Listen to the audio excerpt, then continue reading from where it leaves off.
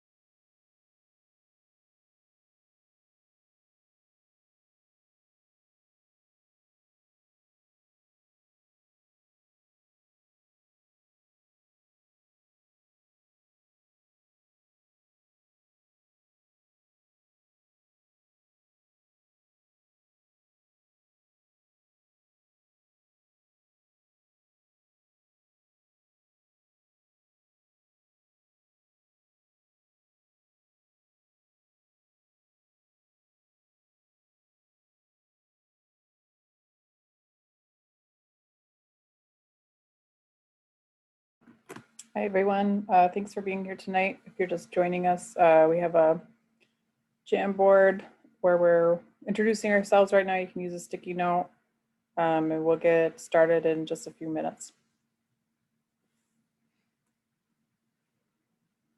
The link to the jam board is in the chat.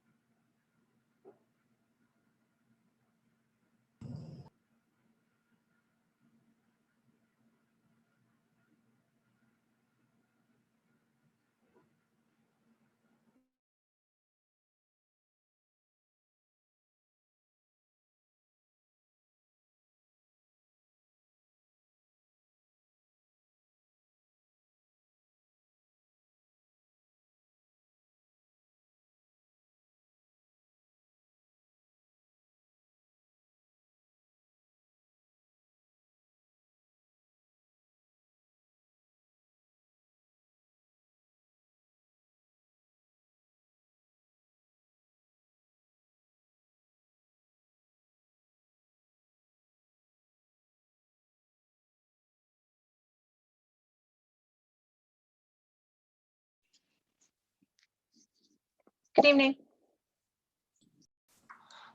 Hey, everybody. Thanks for signing on. It's just about 6 o'clock, and we'll just give people a couple minutes to get into the Zoom.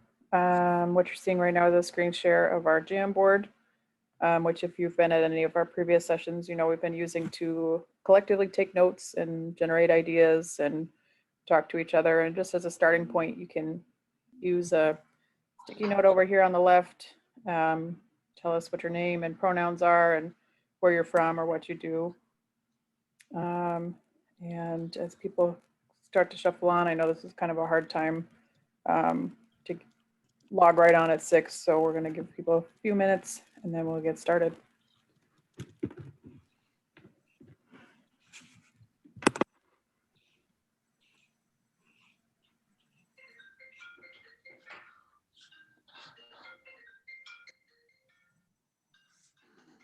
Bill.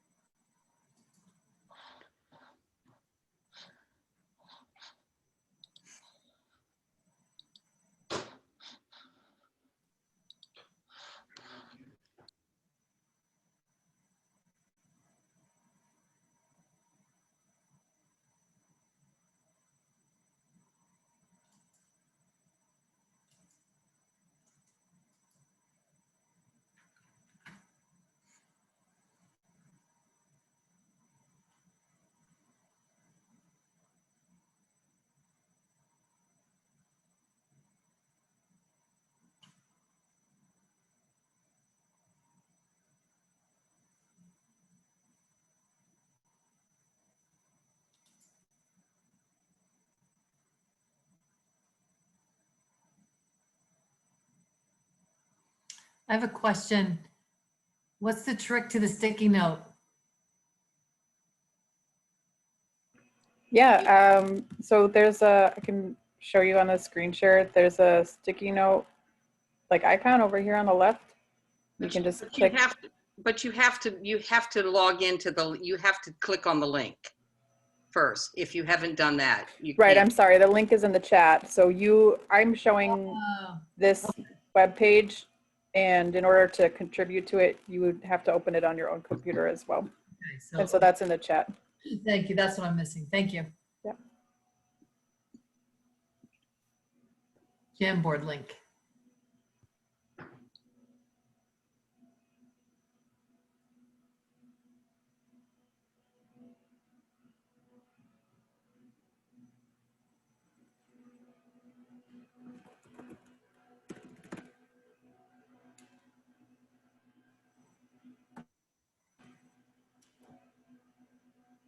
So I'm just going to give it another minute as people log on, and then we can get started. Once more, if you're just joining us, there's a link to this Jamboard that I'm screen sharing right now in the chat.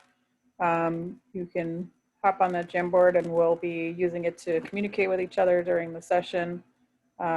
Just to start out, we've got sticky notes with our name and pronouns and where we are or what we're doing.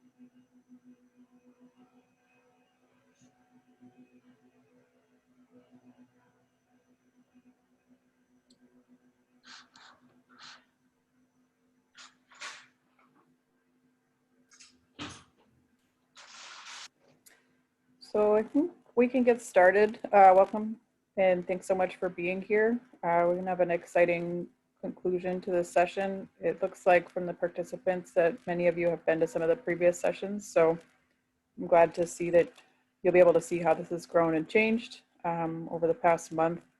We're really excited and honored to have Senator Marilyn Moore here who will be speaking. And I'm just gonna stop this share so that I can start the PowerPoint.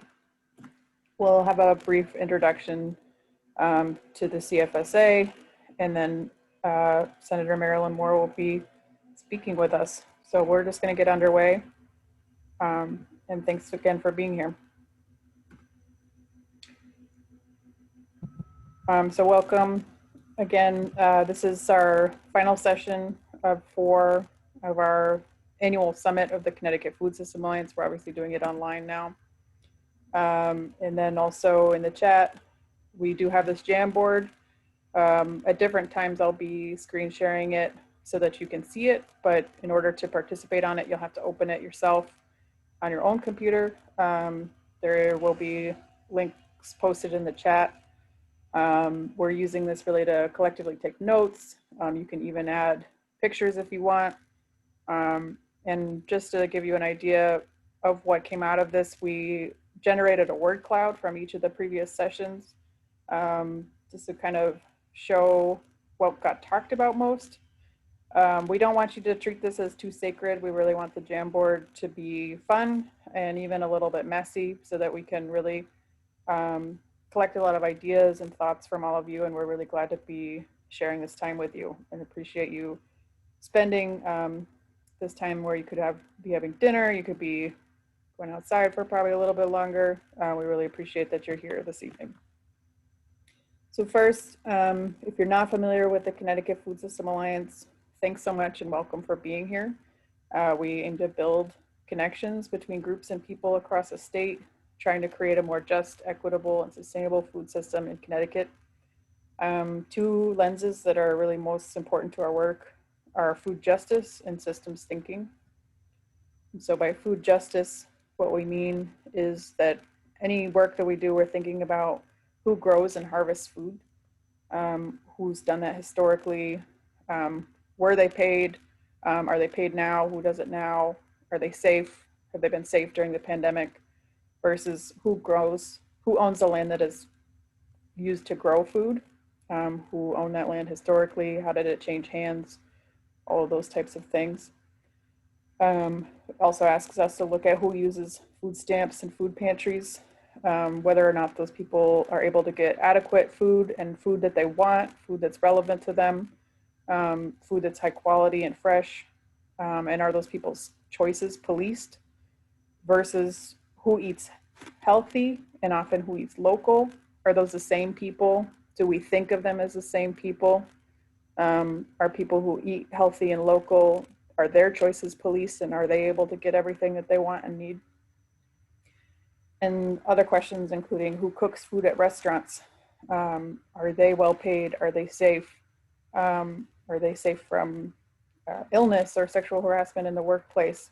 Versus who owns those restaurants, who really gets famous for being a chef versus who has like traditionally had the role of cooking in the home. So those are all just like a few different lenses of food justice, and this is really the 30-second version.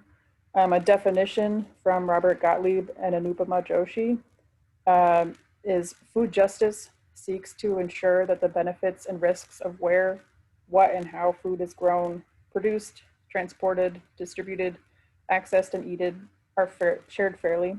And I really like this framing of risks and benefits because there's obviously a lot of wonderful benefits from food and from farming, but there's also obviously risks in the way that the food system is arranged right now is really that the benefits are concentrated in certain communities, usually depending on race and income, and the risks are externalized along those same lines.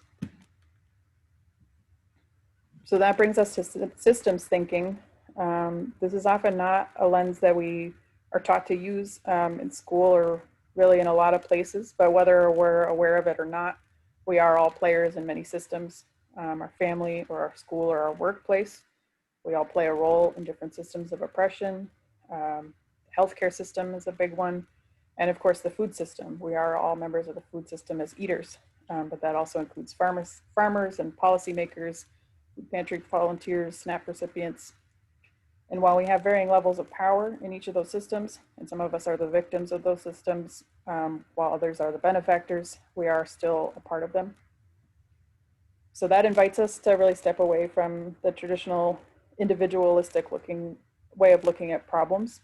If you hear a lot, like people should choose to eat healthy or get a particular job so that they're happy and safe and well, versus it's those economic, health, and food systems that have to be changed so that everyone has an equal chance at happiness, wellness, and safety. It acknowledges that issues like emergency food and agriculture interact with one another. And although we mostly look at them separately, you'll have a think tank talking about agriculture, and you'll have a conference dedicated to emergency food, or you'll have an organization that's just working on emergency food and one that's just looking at agriculture. But when we do that, we're not really seeing all the ways that these separate issues are affected by other parts of the system. So it's a recognition that changes to farm policy will have effects on emergency food. I mean, we're definitely seeing that with trade, for example, and different policy changes in the pandemic and vice versa. There is a resource here that I can put in the chat after this presentation. So with those lenses, one of the things that the Connecticut Food System Alliance is moving forward on is the development of a food action plan. We are the only state in New England without a food action plan. And what that is really a vision for what food and farms should look like for a city or a county or a state. It could be for any jurisdiction. Those generally include a vision that's shaped by the people who are part of the food system in the state. So that's everybody. But that vision could or should look like there's no hunger in our state. All the farms are sustainable for whatever that we end up defining that. There's more local food. There's really great school meals. There's community farms. There's livable wages. It also includes data indicators so that we can track our progress toward meeting that vision. Like what's the amount of local food that's bought every year? How much land is in agriculture? What's the school breakfast participation rate? How many people are food secure? And it will typically also include some policy recommendations. That could be like a state food stamp, farmers market incentive program, ways to support healthy food retail, state farmland preservation programs. Basically a roadmap, and I don't want to suggest that it's only for government. It's really for community organizations and for individual people and businesses and governments to work together to help shape a better food system. So far, we've had these listening sessions with beginning farmers in Wethersfield and New Haven, learning about what are some of the main challenges to becoming a beginning farmer. We've also talked about food co-ops with a group who's trying to organize one in Hartford. We will be doing some one-on-one interviews with community gardeners and working parents, and we'll also be doing some work toward efforts to develop a food policy council in the city of New Britain. And we have much more underway, but that's a really brief introduction to the Connecticut Food System Alliance and our work. This session and all the previous sessions have been sponsored by the Harvard Pilgrim Healthcare Foundation. So I now want to take a moment to thank our sponsors for making this systems change work possible.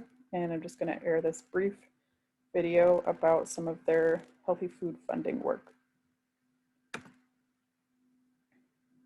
If you really look at what's going on with the way that food is marketed and promoted to kids, especially inner city kids, as genetically processed, sugary foods, things that are not promoting health and wellness. So my hope today for what the kids will take away is to have a little bit better understanding about where their food comes from. We've been really honored to work with Harvard Pilgrim Healthcare. Our roots are in Boston and they always will be. And when we decided that we wanted to partner with someone locally to make a difference in health and wellness for children, we thought that there wasn't a better group that we could go to. The fact is that we love watching the impact that it makes. These kids, they ask a ton of questions.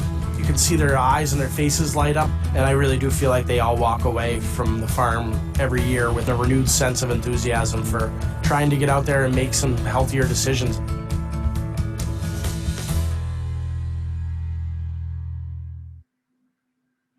So thanks again to Harvard Pilgrim Healthcare Foundation.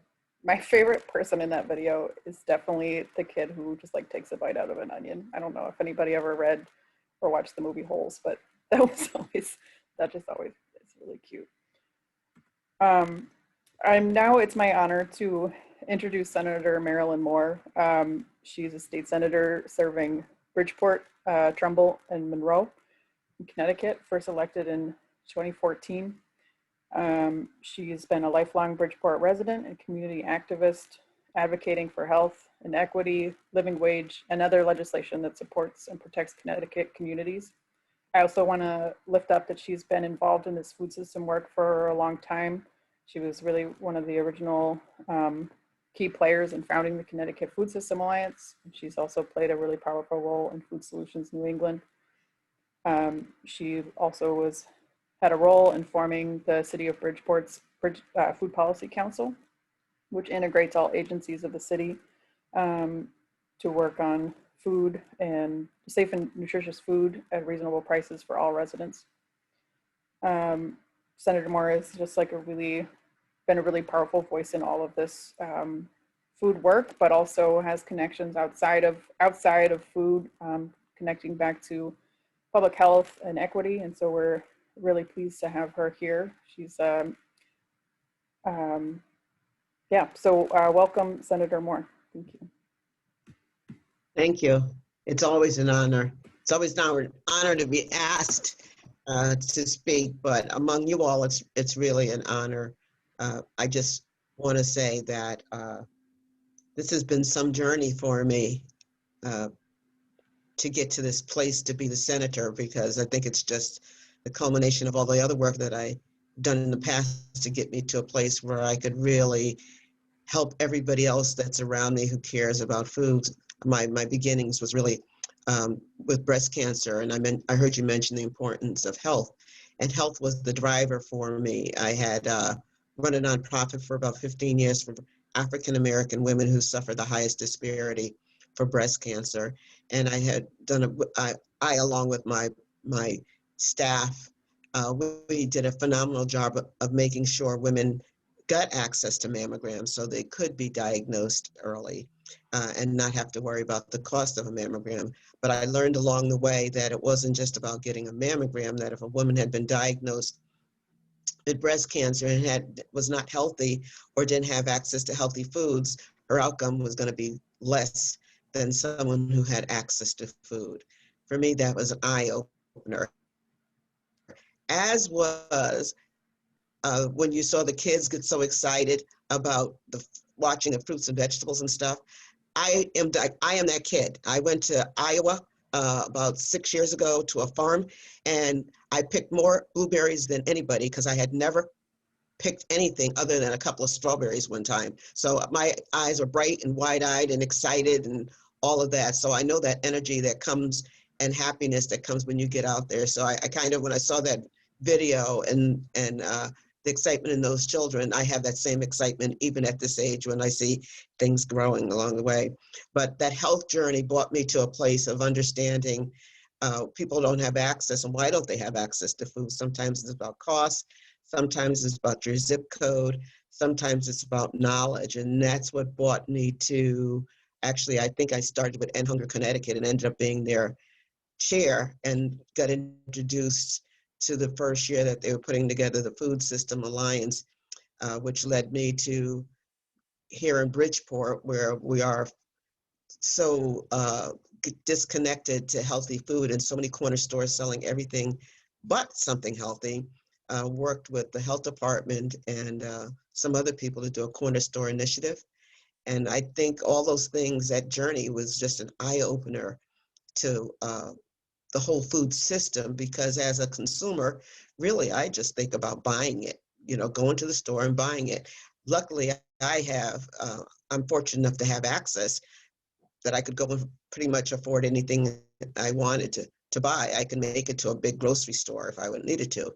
In Bridgeport, they did a study to find out that it was taking 75 minutes to take a bus to get to a grocery store, a full service grocery store in Stratford from Bridgeport to Stratford. All those things are eye openers, and many of us who already have access and privilege don't see or understand how hard it might be for other people to have access to food or get access to it, and the challenges that they face along the way. So for me, it's been a wonderful learning session. The only thing I've ever grown is, this is the joke, I threw some seeds out in the backyard and I ended up with 15 pumpkins in 1 year and didn't even know what the leaves were until we started seeing these things growing. And I said, oh my gosh, I'm growing pumpkins. But through Food Solutions New England, I've been around aggregators, growers, people who work in the food system, people who work in the restaurant, seeing the whole picture of everything that's going on, saying that it's much bigger than people understand when you talk about a food system. And I think that during COVID-19, that it was even more important to have these different people who had awareness about getting food to people who didn't have access to it. And I watched it play out in many inner cities, but then impacting people who normally would have access to food no longer had access to food. So I think for all the negative things with COVID-19, there was opportunities for people to feel some things and to adjust and to adapt and understand what other people have been going through as their regular lives. And when it comes to access to food, not always being able to walk into a big grocery store and it's on the shelf and you just get it and go home. So we were all brought to the same place. And that's when I see how things work out, that opens our eyes to everything. Also, I got elected in 2014, and the first committee I was on was environment, where I learned about how permits happen, who can grow what, about water. For me, that was another eye opener.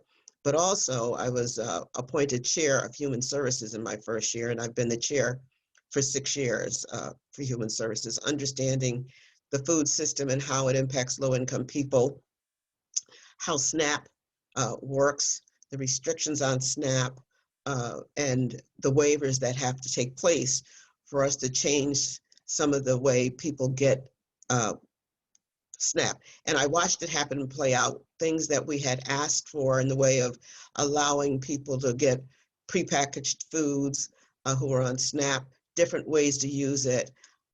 We had always been told, no, we couldn't do it. we'd have to get a waiver. Federal government doesn't allow it.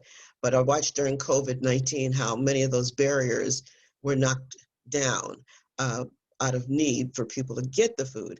So that says to me, that's another opportunity for us to say, why not? You know, nothing changed, nothing hurt anybody by allowing them to have access to pre-cooked food, especially seniors, and giving them better choices that they can make instead of getting a can of corn. You know, maybe they can get some fresh corn, or maybe they can get a full meal already cooked where they're not going to open up a bunch of cans and eat something out of the can. So that whole food system and how we get it and how it's paid for is so important. I believe that the work of the Connecticut Food System Alliance is really important because we're doing it here in Connecticut. And, you know, people, when you live in, I live in Bridgeport and lived here my whole entire life. I saw cow, right? Growing up, there was a cow not too far away that I saw a cow, but not really farmland, right? So inner city children and people who live in inner city and don't get to go beyond that really don't get to see that we have farmers here. We have dairy. We have, now I see people with chickens in their backyard and getting eggs. But when I was growing up, you didn't see any of that. So it's important for our children to understand the food system from growing, to understand how it gets to the grocery store. But it's also important for them to see the diversity in race and gender and age. I know there's young farmers starting out. It's important for them to see this is another place where they could find a home and be comfortable and raise their own food. During COVID-19, I had spoken to the Commissioner of Agriculture about doing more in the way of training and letting people do community gardens, just in case, and it did happen, that we had a shortage of a lot of different fruits and vegetables, that people could begin to grow their own fruits and vegetables to sustain themselves. But also that beyond that, they would have that connection to the earth and how to sustain themselves beyond going to a store, being able to purchase fruits and vegetables. So all this comes together. I know that you all have worked on actionable steps, and I'm really interested because I want to now use my role in the Senate and the power that I have to get some things done pertaining to food. I want to be the helper for you. I've done some things in the way of getting some things moved. It's not as easy as I expected it to be, especially when it comes to food, but it can change. The systems can change. And the connecting of those systems with people and policies is really important. But I only can do what you ask me to do. I don't have that type of knowledge to get in front of it or involved in it that I can say, I want to do this, I want to do that, I want to change the system. I'm going to be dependent on you all to tell me what you would like me to do for you, to help you move this, to make these your wish list of whatever it is, to figure out how much can I do and how long is it going to take me to get it done. Is it something that I can get done in 2 years, or do I need a plan of 4 years? And I know you all have been working on a food plan, and I'm happy to hear that. I've not been able to participate as much as I'd like to in some of this work because this session, not this session, but the session before, was really a tough session getting things done. And then COVID-19 cropped up in March. And I've been nonstop doing mostly SNAP, a lot of SNAP work, a lot of work with DSS, making sure people have access to food, kids in school, seniors in large buildings, making sure they have access and who's bringing it to it. And the quality has been very important to me. I don't like the idea of giving people what's left over or old. And I'm also concerned about who's handing the food out, where they're getting it from, how long it has been not refrigerated. All those things have meaning to me. And it's been like a priority for me during COVID-19. But as I said, I want to hear what you need from me. And when I go back in January, and I expect to go back in January, up for re-election, when I go back, I want to be able to hit the ground running. So if you all have anything you'd like me to do, I need to have that conversation sometime early January or late December. Although I want to tell you, I'm trying to take some time off before the first of the year. So I think we'd have to make some time, set it aside if there's something you want me to do in the way of legislation.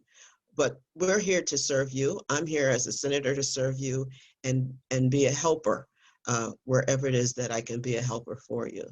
So I wish you much success and that you all will continue to stay together and do this work, because it's really important to our future.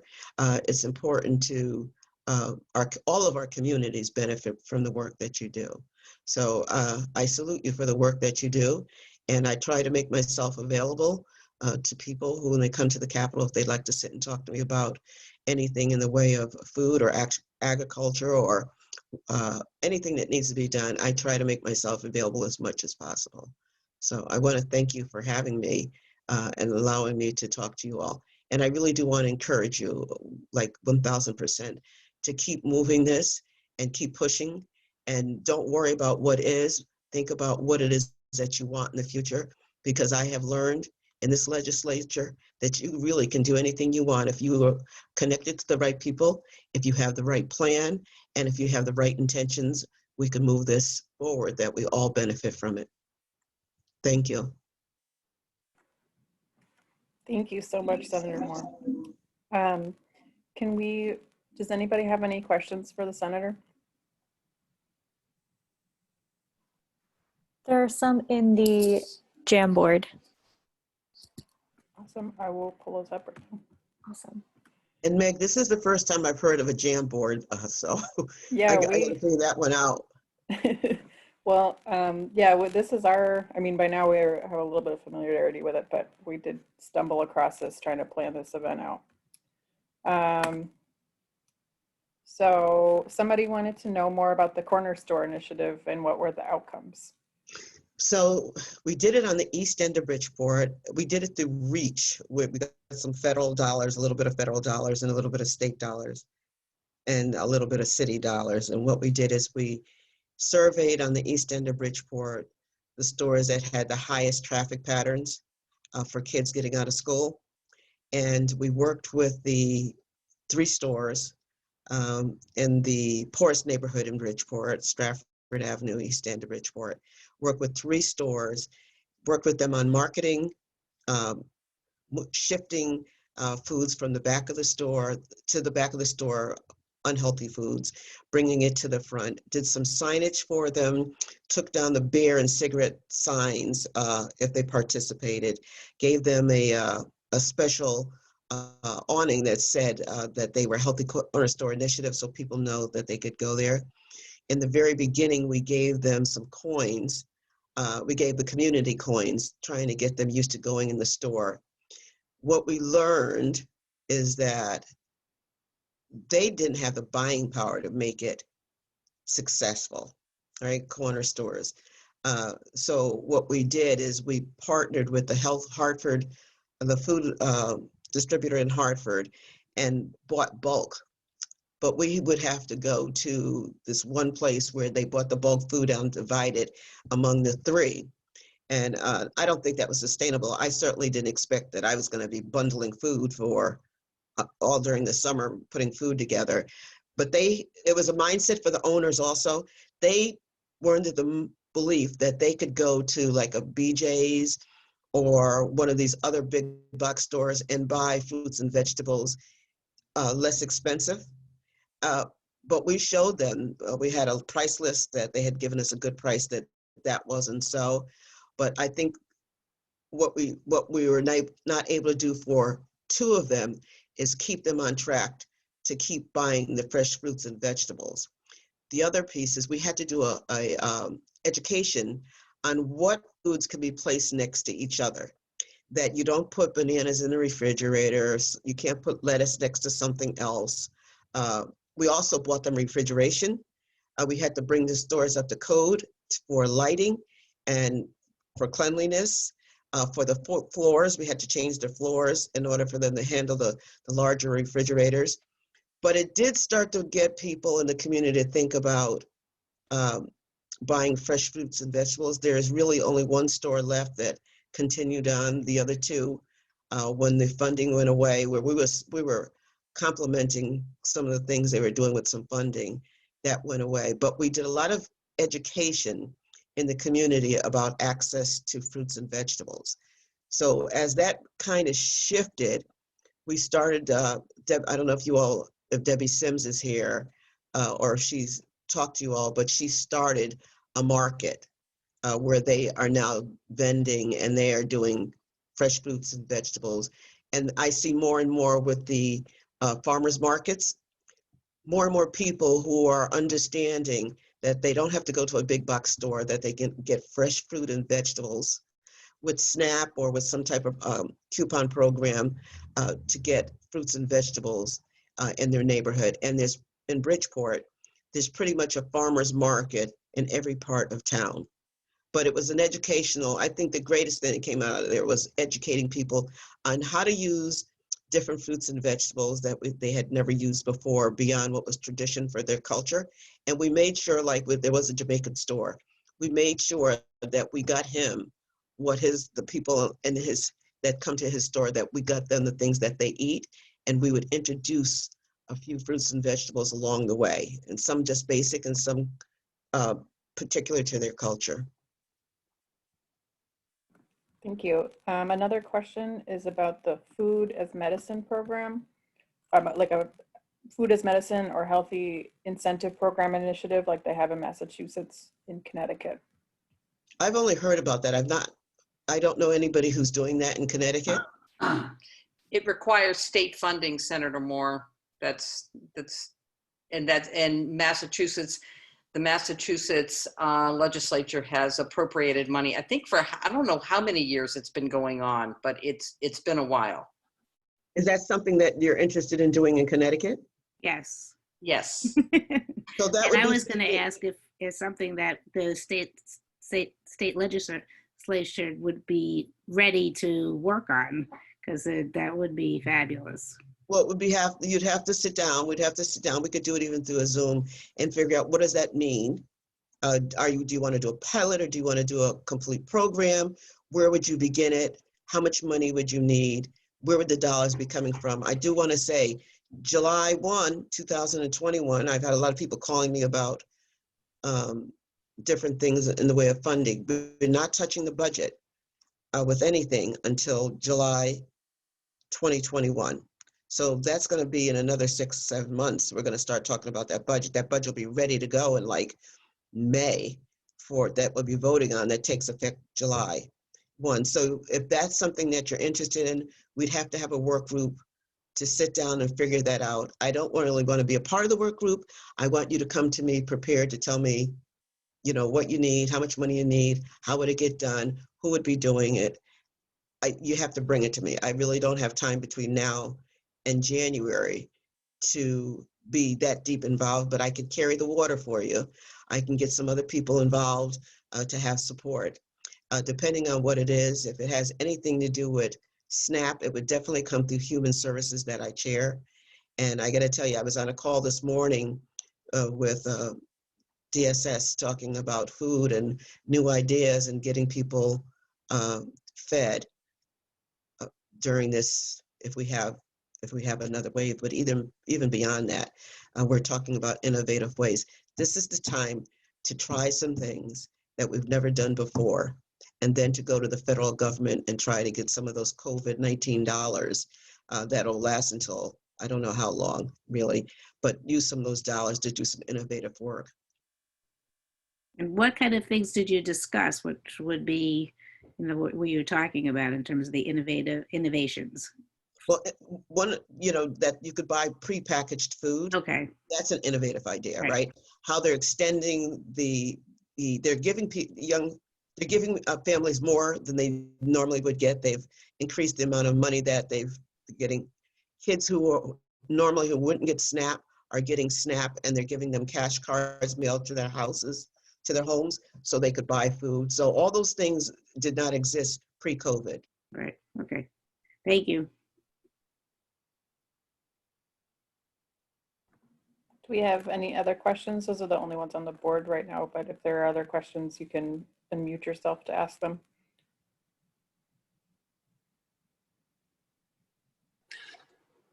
Senator, could I ask about available land, available farmland? You could, but I wouldn't be able to answer that. I don't know a lot about the farmland access. I really don't. And there's none in Well, Bridgeport, but I I don't. know our group is based out of Newtown. We've got 2 production gardens, and our next step is looking for a home base on a piece of state farmland that would be just amenable, like a good deal that we wouldn't have to be putting out a lot of money for a private piece of land, but working off a state land to get a real production farm up and running to continue to help provide foods and be a resource for communities in need. So have you But, identified yeah, that's the space? I've started to identify some space. We're kind of like right about there, and but yeah, it would just I guess I'm kind of trying to feel out the best avenues to to approach, who to talk to about it, and yeah, like how to try to tie in some food system kind of partners to to try to get it all done and move forward to the next step. Well, I think the first step would be the Commissioner of Agriculture. And then I would also suggest the chairs of environment to talk to them to figure out where the land is and what would it take you to get some land for farmers. All right. I can do that introduction for you. I can at least do that much for you. That's all I could ask for. That'd be beautiful. Thank you. Hi, Senator Moore. This is Chelsea. How are you doing? I'm good, Chelsea. How are you? Good. I just, when Sean asked this question about land, it reminded me that a few sessions ago, you were kind enough to introduce a piece of legislation to start a farmland access task force for us. And as a result of that legislation, Sean, that Senator Moore introduced, and she was a real champion for us, we were able to write a farmland access report for the state. And in that report, there may be some useful tools that you could use in your quest to find land. So I'm also willing to talk to you. You know, I had forgotten about that. I remember doing it. It comes back to me now, but I really had forgotten about that. One of the other things I ran for mayor in Bridgeport last year. I really won, but I lost, but we won't do that right now. But I wanted to do a food hub as a way of creating jobs and creating access to food, and not just jobs, but training younger people and people coming out of the criminal justice systems to be able to become entrepreneurs. And it's still something that I just can't seem to get away with every time I start cleaning something out. And I was doing that this last couple of days. I picked up these books again on how to do a food hub. So I might be coming to you all for help on how to be able to do that in Bridgeport. So it's quid pro quo. You help me and I help you. We'll get it done.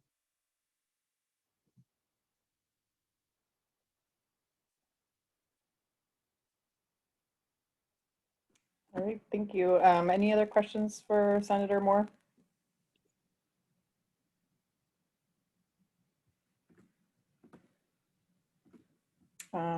If not, again, thank you so much, Senator Moore, and You're very welcome. everybody, it looks like everybody really appreciates it, and I'm really interested already in all the conversations that just got spun off from all of this, so thank you so much. I gotta tell you, I'm really grateful. I try to stay, there's so much going on.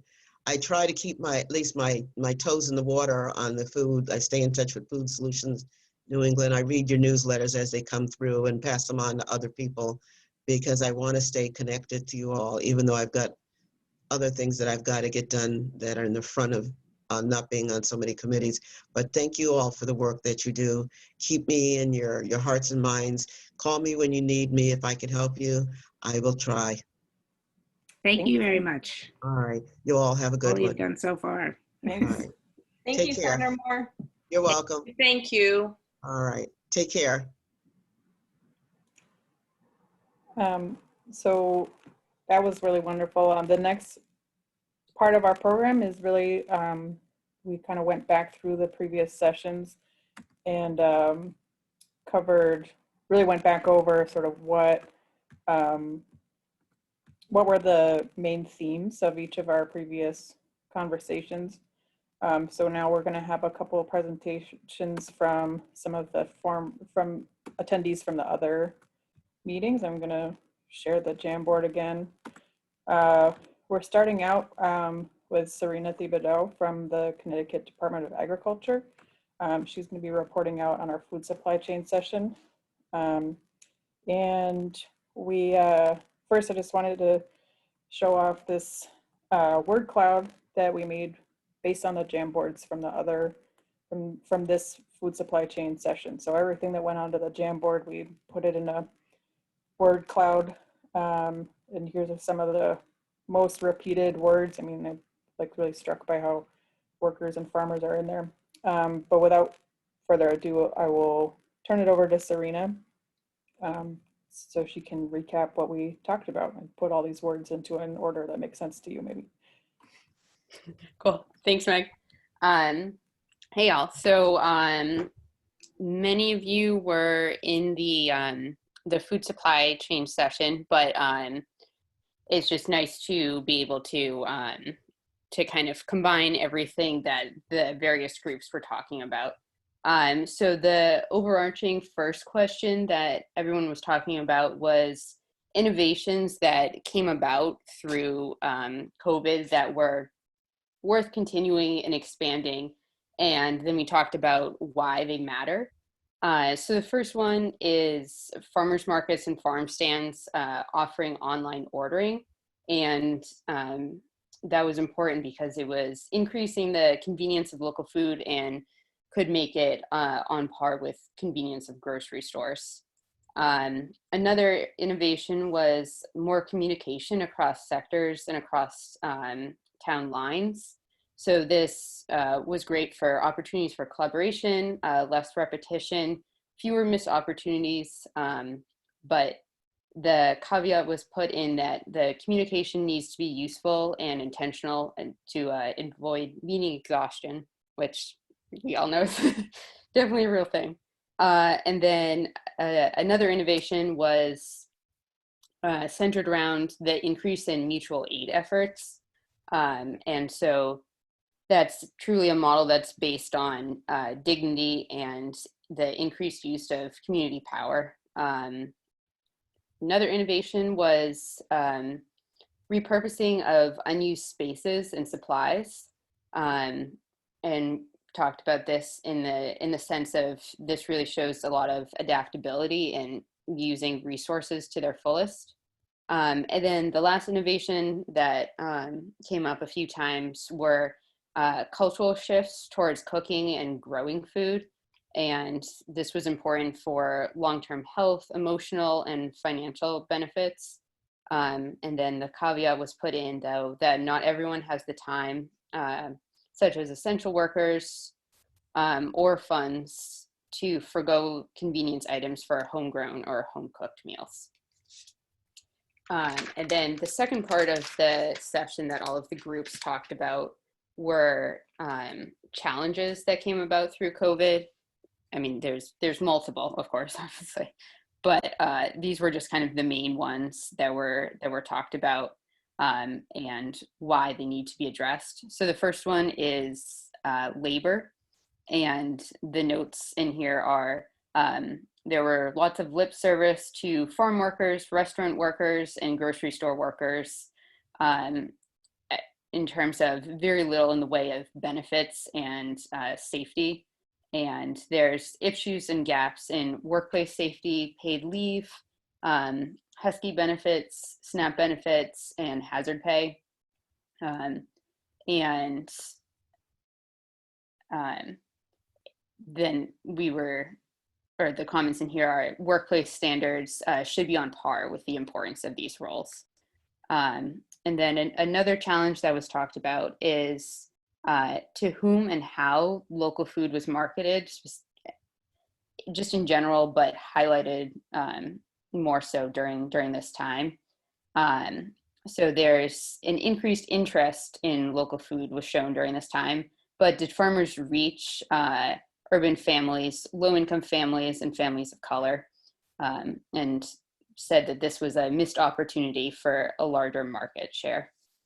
And another challenge was slow or disorganized rollout of sweeping and temporary changes to the safety nets, such as stimulus checks, unemployment benefits, SNAP benefits, the USDA farm boxes, waivers for school meals, state rent relief, etc. If we had a stronger safety net to begin with, we would be able to meet increased need during an emergency. We must be proactive rather than reactive with a safety net for fewer growing pains. And the last challenge that was talked about was about local produce sourcing and community benefit programs that relied on relationships rather than a broader network. So for instance, if a farmer was selling to a restaurant that closed, but only connected with that restaurant in the first place based on a friendship, where can they go with that excess produce? And so this led to the discussion of the need for broader networks throughout the state that can meet changing needs and more opportunities to collaborate. A statewide culture of openness to collaborate without needing a friendship or family relationship or long-standing community partnership to start. So yeah, that was, sorry that if that was kind of fast, I didn't want to take up too much time going through it. But then, so after you kind of heard all of that summary for the food supply chains, the questions that we were interested, or that Meg and the team were interested in asking you all, is what needs to be changed and what isn't working is the first one. So Meg, if you want to take it over from here, if you're going to use a Jamboard, or do you want me to be typing it out on it? No, everybody can like contribute to the Jamboard, but this is also a time for open discussion. So that's how each of these presentations is going to work. There's kind of just a framing, and then we're all encouraged to participate, share your reactions, and kind of dig into some of these questions. So feel free to unmute yourself and answer those questions, or even if you have more questions. Go ahead.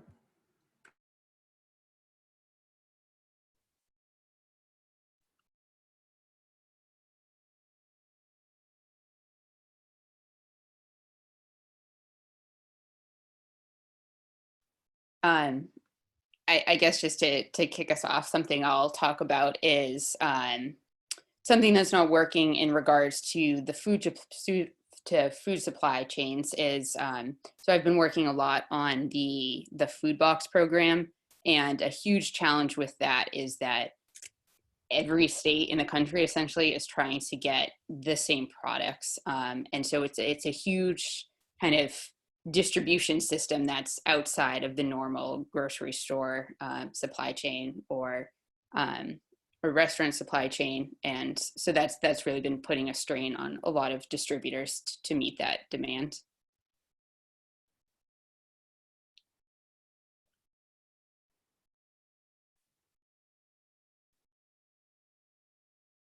Serena, this is Martha. A question about that.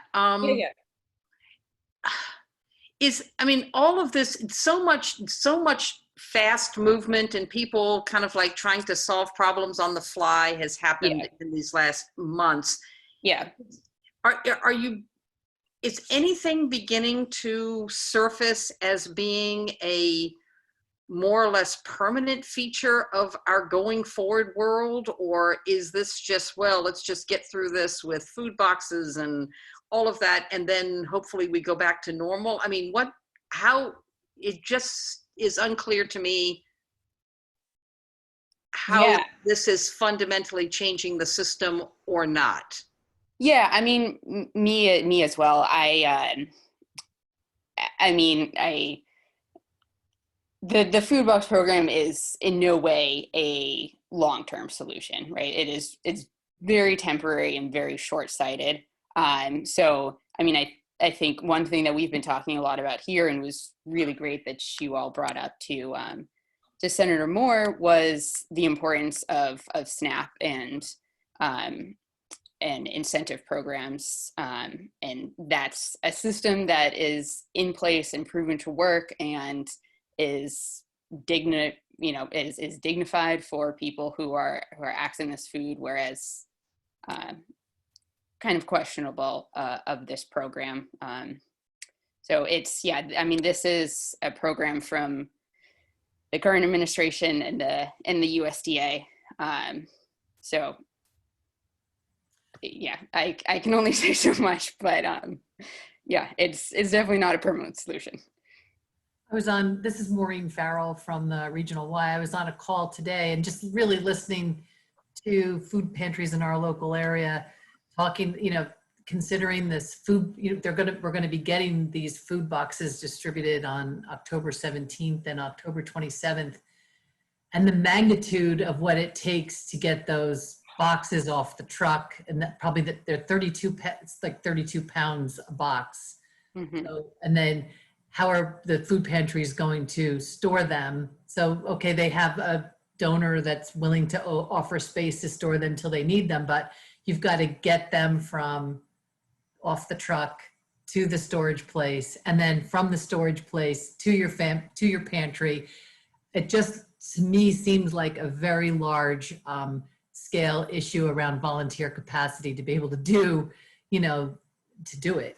And so I thought it sounds like it could be a great program that would be a temporary solution to food shortage or food emergencies, but how do we, from a capacity point of view, I sort of was hearing a lot of hesitancy, like, oh my gosh, how am I going to manage that many boxes and get them to where they need to be?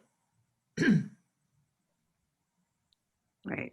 I think that's speaks to working on changing SNAP and making it more accessible to more people. During the pandemic, everybody from the schools are getting SNAP, and so many of those people, may not have been SNAP eligible because they're on the edge. And so if more people were, if the requirements were changed and more people were included in SNAP, then they could go shopping for themselves, and that whole issue would be, taken care of in a much better way. So I agree that, it's a nightmare actually and then people don't get what they want. They don't get what they really could use. And that's also an issue, because then I was working at the soup kitchen the other day and I saw one of those boxes arrive there as a donation. Yeah, it's I just, in thinking about it, it makes sense, because we know, like in the Danbury community, Peggy, how many people are on that borderline that don't qualify for SNAP. Right. It's about 50% of residents or families. And so if you expanded the notion of who could qualify for SNAP benefits, we may be able to get more people fed. Mm-hmm. Right. And increase the benefits so that it would be reasonable each month. I'll vote for that. Yeah, and so that's kind of like what I guess Right. that what I was aiming at is that the amount of energy that has gone in these last several months to creating systems that are just clearly not sustainable for the long term. I just worry that our long-term answer, we just have to have energy for it, and Right. people are worn out. Right. So it's just like, and not to be depressing or anything, maybe it's because it's like 7 o'clock in the evening and a long day, but I really think that when we're thinking in terms of food system planning, we have to include a frame that will cause us not to have to do like move heaven and earth things in order to make sure that people eat. And I know that that's like a 50,000 foot comment, but it is, I just think it's critical that we think not how do we make the locomotives work better, but how do we move into a cell of trains? Right. If that makes sense. And I just want to add one thing, that I think the Department of Agriculture and everybody out there has been doing a phenomenal job of getting food to people. Oh, yeah. So I don't want to belittle that, because that is outstanding and miraculous, actually, how much food is getting to people. But it's not, as Martha just said, a long-term solution. One of the sticky notes that came up just now is about a statewide CSA subsidy program. I don't want to call this person out if they don't actually want to say more about it. There's a link on the sticky note, but I'm really interested in hearing more about that if you're open to talking about it.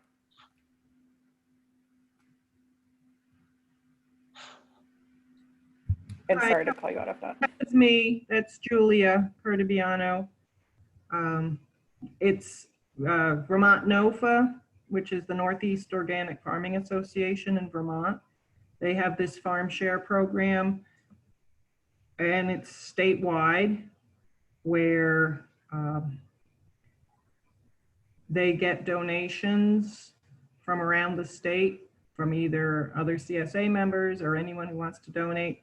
And then that pool of money is used to subsidize farm shares for people who can't afford to pay the full amount. And there's an application process and guidelines for eligibility based on income.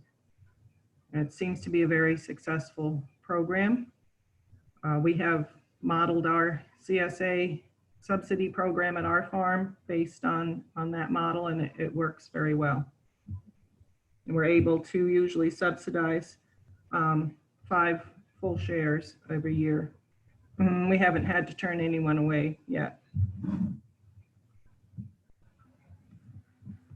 That's excellent. Are there any more reactions either to the summary that Serena gave or any of the ideas that are up here on the board? I think what we could probably add that health incentive program to this board carried over from our conversation with Senator Moore.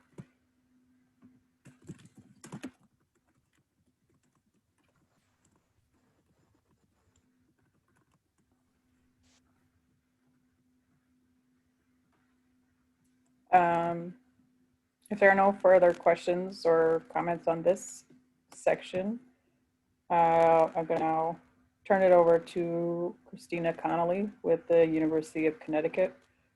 She's going to summarize the assets and gaps conversation that we had a few weeks ago. And here you can see the word cloud, again, that came out of that meeting. Farmers and workers, again, really taking a pretty big amount of space up in this word cloud. So I will turn it over to Christina. Great, thanks, Meg. And I would say that a lot of what we talked about is what was just mentioned and what was mentioned during Marilyn's discussion. I think we're seeing a lot of the same themes again and again. But, you know, we noted the same outcome of COVID, which is that it's led to having to be very creative and thinking outside the box and recognizing assets we could capitalize on that people hadn't thought about before. And so part of our hope is that that sort of creative thinking will continue, and then we won't just sort of slide back into what we've always done. But most of what we identified were assets in the Connecticut food systems that can also be viewed as gaps due to the fact they're underutilized. So there were a few things that were pure gaps. One, which was mentioned earlier, is available and affordable farmland. This is, there's the question who's harvesting versus owning our land. This is really key for new farmers, for urban farmers. Another thing that's stopping growth could be the lack of processing facilities. And from my understanding, the issue with the lack of meat processing facilities has been talked about for decades, but this goes beyond meat for any kind of processing, really, whether it be cold storage, communal kitchens. So anything that could be used to help manufacture value-added items. And then there's also a lot of discussion about permits and the really tough permitting process in Connecticut that a lot of times, if you're dealing with regulations, you're dealing with multiple regulatory agencies, and the fact that we have local control means sometimes those regulations can change town to town. And so that can sometimes be an impediment to growth for different organizations.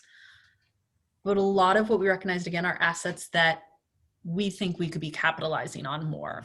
One is looking at physical assets. We had a speaker during that session that talked about using tobacco barns to dry seaweed to create a new product, essentially, and Connecticut could be one of the first ones to do that. But the regulatory issues have been tough for them. There's also a lot of empty state-owned buildings, urban vacant lots, and the thought is that many of these resources could be retrofitted to help grow the local food system. We do have food hubs in Connecticut, but we either need more food hubs or more intensive food hubs because we're still seeing a lack of aggregation sources for small farms, which is needed for smaller producers to be able to sell to larger or institutional consumers. We also know, and this has been highlighted, that there is a customer base that is interested in local food. This has only increased during COVID, but we need to do a better job of connecting those consumers to producers and also thinking about food access. Which consumers are we targeting and how are we getting food to different kinds of consumers? There was also discussion of training programs. Currently, there's a variety of university, state, and private training programs, and yet we still see this knowledge gap, whether it be because the trainings are being underutilized or there's an accessibility or marketing issue. But since this is so key for beginning farmers and farmers that are hoping to expand their operations, we discussed trying to improve connecting the training programs to the producers that need them. We also highlighted this same thing with the word of mouth flow of information, right? That we have very strong informal networks. Ag in general is a very networking based industry. But what happens, they gave the example of the farmer who knows the person who owns the restaurant and they've been selling to the restaurant, that restaurant closes. What happens to that connection? What are the other options for the farmers? How can institutions capitalize on these informal communication networks to promote local food, to promote local programs? When you think about something like social media, that algorithm really isn't meant to help local and smaller information campaigns. And then the other side of it is, what do you do with communication breakdowns due to misinformation being passed along these networks? So also thinking about that. Another asset that is really underutilized are the great BIPOC leaders we have throughout the state and in different communities. And while we have really great leaders and really great people with boots on the ground, the decision makers aren't necessarily turning to them when it comes to designing programs and to solving problems. And there's some top-down approaches that can crowd out local leaders, and you especially see this in more low-income communities and urban areas. And then one of the big underutilized assets, which my understanding is going to tie into the next big discussion, is funding, right? There's money in a variety of forms in Connecticut. You have personal, multi-generational family wealth, and this is an important customer base, and you need to think about how to market local food to these customer bases, but making sure food is being marketed to a variety of customers and thinking about how we market food has implications for where food is and who's consuming food. We also know there are pots of public money, federal money, state money that are invested in the local food economy. Anything like the SNAP doubling, senior vouchers, the school lunch program. But this has been somewhat inefficient. We talked about, right, expand SNAP, get money out to consumers more when it comes to food. In COVID, we've seen one of the responses has been increasing funds to consumers, and that's been successful to a certain degree.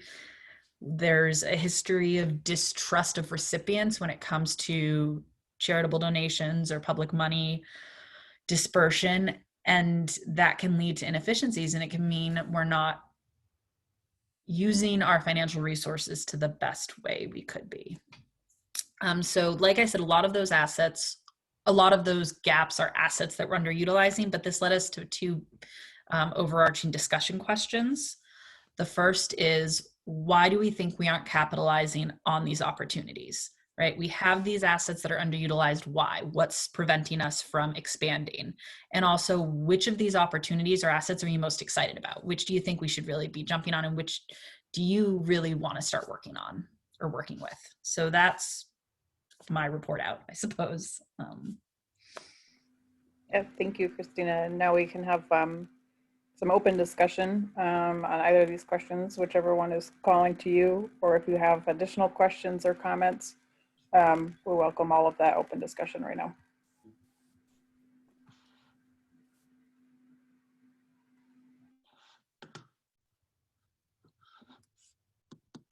So So this is Martha. One of the things that I think keeps us from fully using our assets is, I didn't grow up in New England, and but I've been here many, many, many years now. But one of the things that has always kind of surprised me about Connecticut and New England more broadly is the balkanization of efforts and communities and states. The idea that this town line really means something, this state line really means something. And I think that it is just wicked easy in this part of the country to head into our own camp. So good ideas, you may have the same good idea in multiple places and never know it.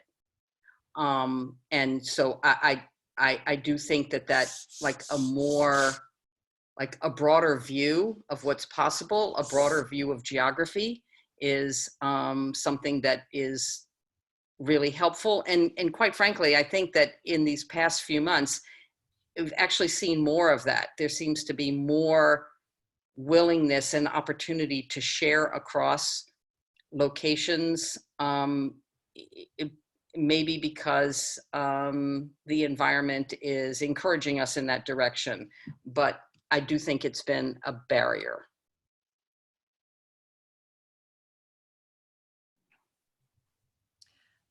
Following up to Martha's comment, I think, Martha, you said we've been communicating more or reaching out across those barriers. And I'm curious, like, in what ways have you seen that happen? Like on statewide calls, is that, if that's what you're referring to? And, Yeah, well, I mean, yeah, a little bit. And maybe, and I think that this series of sessions that CFSA has done actually kind of like came out of that notion of like, oh my God, this is a disaster. What can we do together? You know, and I think that, and it, you know, and from there led to this particular design. But even on like, you know, the cross state calls on emergency food and other things, I just think that there is more of there seems to be more energy around surfacing good things that people are doing and making them either more broadly available or more, at least more broadly known. And it would be a shame to kind of like lose that perspective, I think, once things are better than they are now. Or one follow-up to that is, I mean, early on, I'm talking like March into April especially, it was hard to know what the assets were at all. I mean, I work primarily with like food pantry organizations, but just for an example, like when we're trying to find refrigeration space for excess food donations that are coming through, or is there a way to repackage these huge containers of food meant for restaurants that could be fit for purpose for pantries, and who do we talk to maybe employ people to do that or use a space to do that? And there is no, like, I had no idea where to go or who one would talk to and who's in charge to make some of those calls or decisions, not to mention funding. But I don't know if we're really at that place yet. Where I suppose now, like, it would be going through, those kinds of questions would go through the Department of Ag now that they have these statewide calls, led by Brian Hurlbert and Jamie Smith. But I think the communication and awareness about what's out there could always improve. I think it is better than it was at the very beginning, but I'm not sure how quick we can respond if we're in a crisis situation again, like we were in April, to react or to respond quickly to things that come up.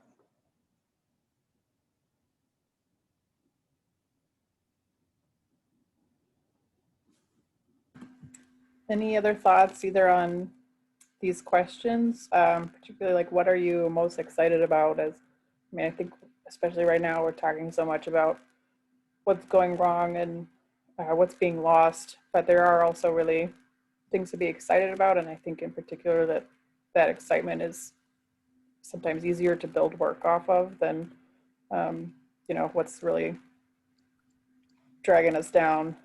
So either any further questions or contributions to either of those discussion questions are welcome. You know, this may sound silly, but I get excited about seaweed. And I would so much rather like tobacco barns be used for drying seaweed than drying tobacco. So it would just be really nice if the seaweed industry could be supported in this state. I agree with that. Seaweed is definitely better than tobacco. To be blunt. I think that's very good. But I also want to say that I think that, you know, desperate times have desperate measures. And I think that forced everybody to kind of look around and see how to work together.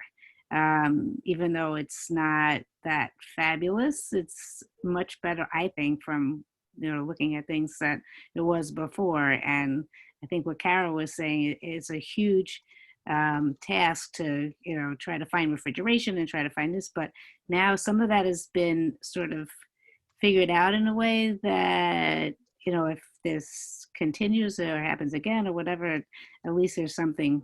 We should be saving our notes and saving some of the, you know, ways that things happened to continue on and make it better.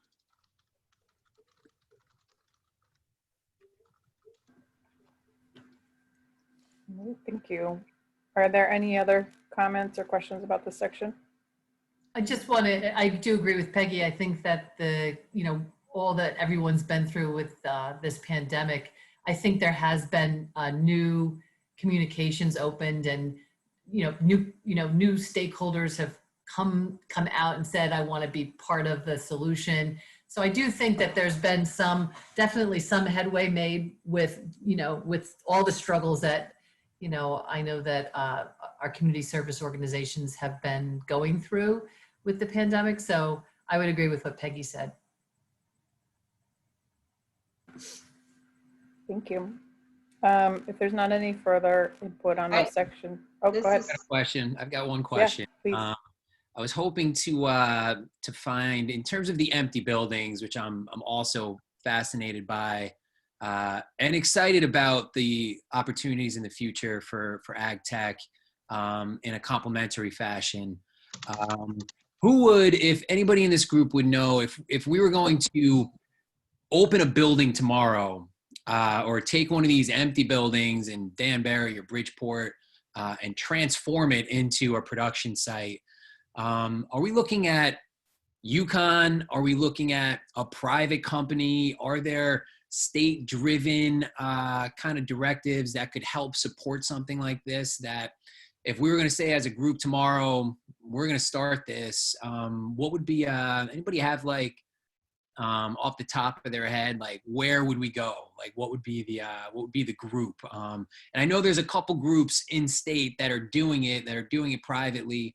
But in terms of in the nonprofit sector, like where would we go and who would we reach out to for that? So one of the things that comes to mind for me is the Hartford Land Bank. I don't know if other things exist there.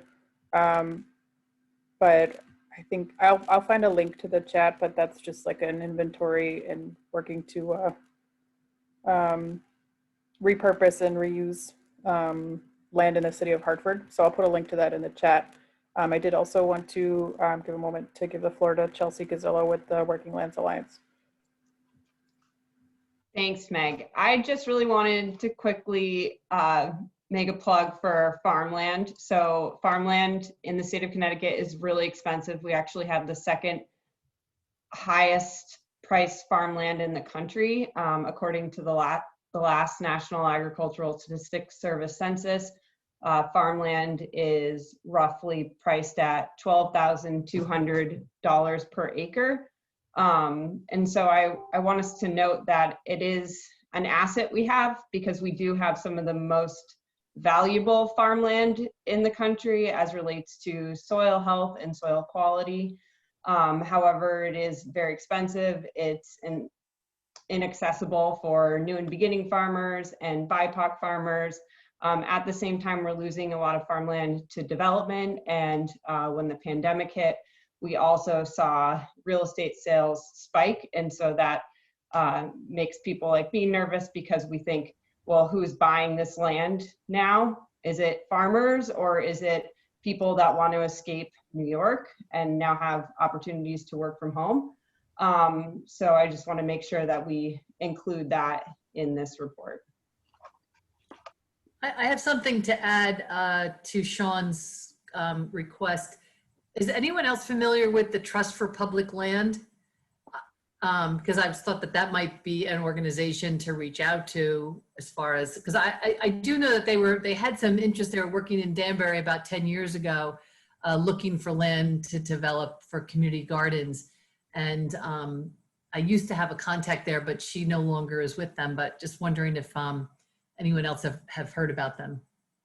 Trust for Public Land, and they're on Whitney Avenue in New Haven. And somebody shared the link in the chat. Thank you.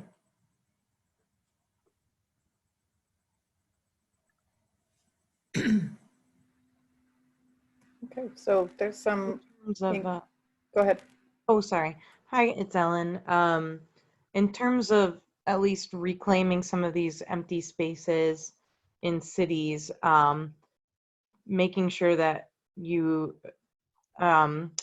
there's engineering groups that can do that sort of work, but there's landscape architects and farmers would have to be included in those talks, just in terms of understanding like what the soil requirements are if you want it to grow in the land. But there's the Connecticut Chapter of Landscape Architects that have people that do that kind of work, where they can draw plans and kind of figure out how to remediate these spaces into something that's usable for community gardens and things like that.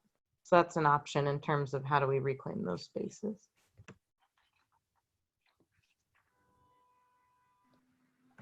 Okay, thank you. I think if there's no further comments, we can move on to the report out from our final session. We're going to have Phaedra Jones with the Connecticut Children's Medical Center report out. You can see here the word cloud that came up for this conversation. And I will turn it over to Adra.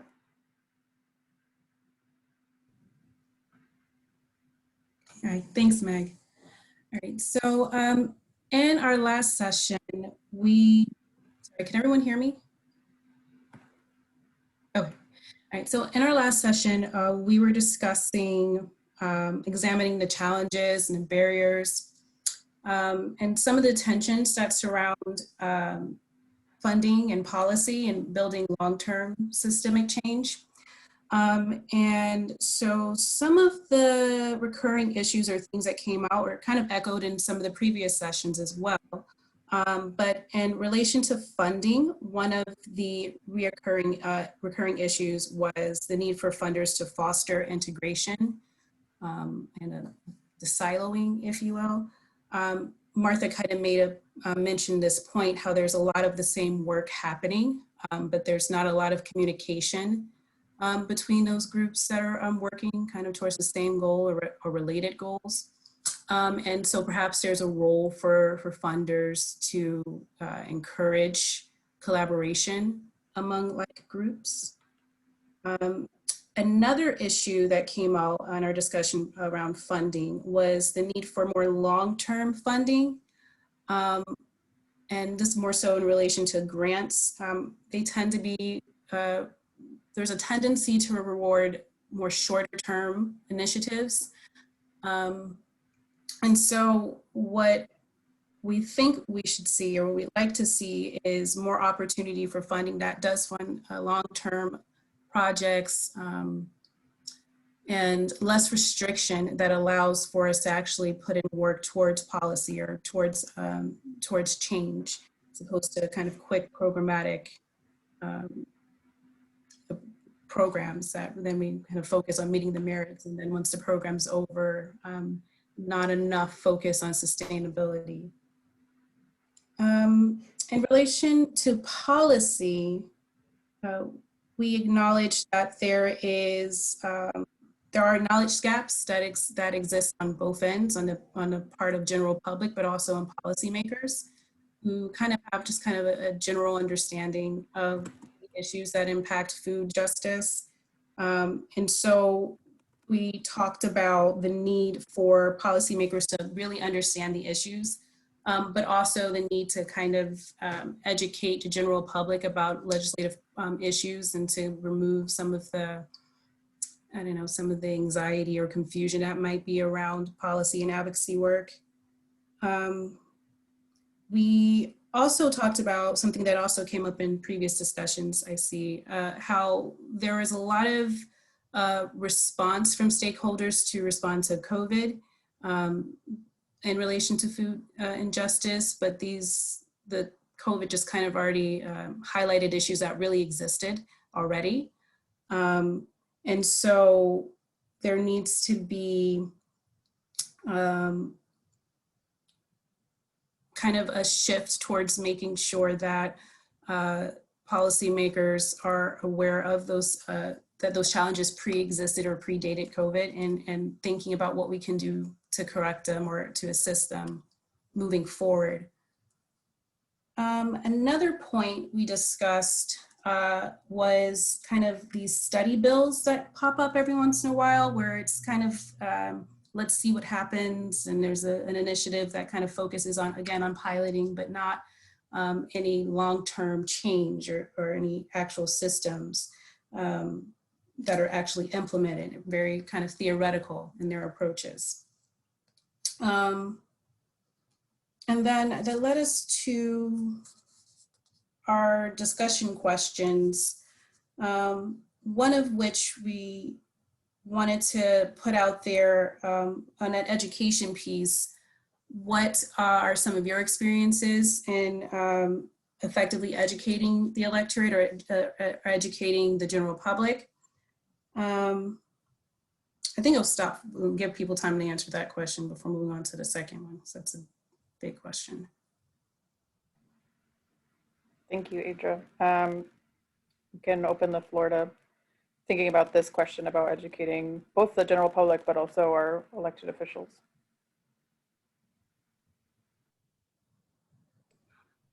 I think that the example that Senator Moore provided to us in her request for when we started talking about like a HIP-like program here in Connecticut is a strategy to use is not to go to an elected official and say, hey, will you just do this? What you do is you bring to them a reasonably worked out scenario that is based in evidence or examples from other locations that essentially gives them like a package to begin with. So never go in with a blank sheet of paper.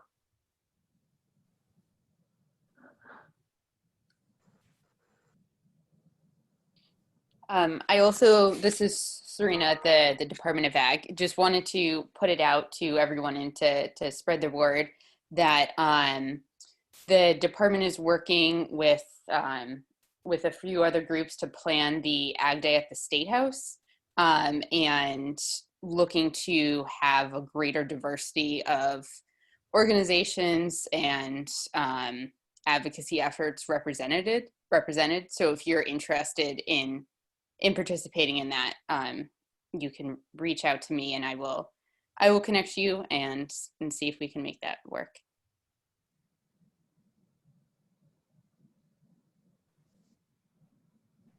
I kind of have a thought, which I don't know if has been considered, but maybe working with restaurants and them having a bigger like advocacy role in speaking for these kind of issues, just because they are our main places to go for food, and it's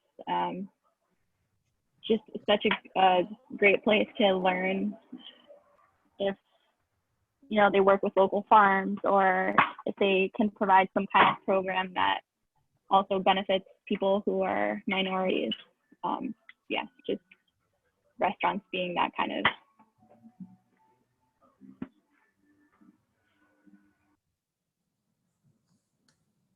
Sure.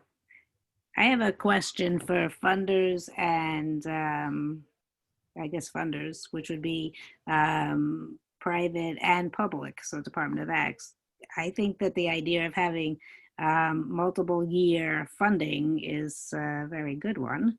And some of the programs are multiple years, but there are many that aren't. And so I was wondering, and I think we should push to have more of the funded programs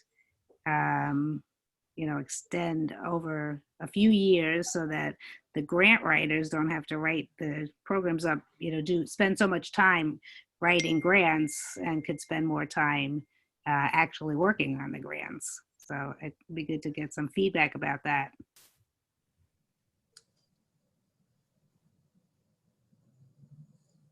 Peggy, it's Maureen. I 100% agree with that recommendation that the grants have to be longer. As someone who's always working on these short-term grants that are a lot of work, and you just get things started and then you have to be looking for how you're going to fund, how you're going to keep the initiative going. I totally agree with that. And I was thinking, somebody triggered a thought in my head to one of the last speakers who I thought was pretty powerful, from the philanthropy program, where he really talked about how, there has to be more state funding allocated towards these initiatives. Like, it can't all be, private foundations having to support the food security problem in our country. That, the government has to step up to some degree and address this. And we have to advocate for that. We have to have the right strategies and the right reasons when we go to, the people who are making the decisions. And Martha, I agreed with your position and what you said, that, and what Marilyn had said, don't go there with a blank piece of paper, have a plan. So a lot of good things. Yeah. I also think some of that has to do with because policymakers theoretically do what citizenry wants, is educating the electorate about the benefits of these programs, and how funding these programs are giving people money, the way that then leads to farmers having people that are purchasing their goods, and that leads to restaurants that now are staying open and have workers, and that leads to grocery stores increased income. Because I think there's just this perception that, we're just throwing money at this program, and it's no, not only is there the benefit to the actual recipient in the program, but there are all sorts of overflow benefits that I think the electorate doesn't realize that makes these really valuable for local communities. And studies have been done on that. I think we just need to tell people about it. I agree with that completely, and especially in all the programs, but the SNAP program for sure is something that, we read all of the statistics, like every dollar that SNAP that comes into the community is $4 or $5 of, benefit to the whole community, not just to the SNAP recipients, because of everything that they buy or whatever, all the things involved. So I think that is a very important thing, because it's not just, a handout, it's a hand up to everybody. And I want to build off, coming in prepared to a meeting with an elected official. Also, I think it was mentioned earlier about doing double work. So, like, who out there can we partner with that are, advocating for the kind of the same things we are, or, maybe partially the same, so we can work together on the things that are overlapping, and making some alliances. So it's less legwork all around. In terms of going to the elected officials, if you can have, I know this is already an alliance with a varied, group membership, but there's probably other organizations out there that are not, that might seem tangentially related or only partially related, that could be helpful. This is Chelsea. I would just like to add that one thing that's been really powerful for advocacy organizations like Farm Bureau is engaging legislators all year. So whenever, Farm Bureau does a great job inviting legislators out to farms and giving them tours and then explaining what their policy priorities or positions are. They also hold legislative breakfast that legislators time and time again say that's where they get most of their information about ag policy from. And I know that those things cost time and money, but even as small community organizations, whenever you're holding an event, if you want to start inviting legislators to those events, like you can let me know. I can give you the email for your legislator if you're not already connected. And it's good to start to talk to legislators and build relationships with them prior to legislative session and not in the midst of legislative session, because if you have an ask and you already have that relationship with them, you're more likely to get a meeting with them and for them to listen to you when they're really busy. I think that's an excellent idea, and I think it's a fabulous idea to invite the legislators to whatever you're doing. I mean, to a farmer's market or a food pantry or whatever, so that they can really see what's going on and be, you know, be very personal that way. Not that that's a new idea, but just something, you know, in addition.